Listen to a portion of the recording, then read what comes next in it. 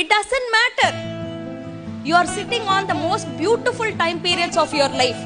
இன்னைக்கு ஆரம்பிச்சேனா கூட வெறும் ஒரு 20 நிமிஷம் 30 நிமிஷம் உன்னை டெவலப் பண்ணிக்கிறதுக்கு, உன்னோட குவாலிட்டிஸை டெவலப் பண்றதுக்கு, அந்த 20-30 minutes is the sacred time in your life. உன்னை நீ எதிர்காலத்துக்காக தயார் பண்ணிக்கிற டைம்.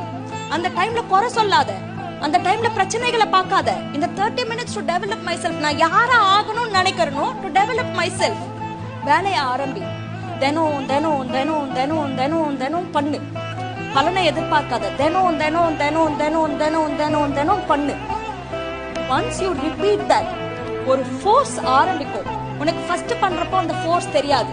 ஆனா அதே 30 நிமிஷம் நீ தினம் தினம் தினம் தினம் தினம் பண்றப்போல ஒரு பாயிண்ட்ல திரள ஆரம்பிக்கும் வேகம். ஒரு அலை வர ஆரம்பிக்கும். அப்புறம் அது சுனாமியா மாறும்.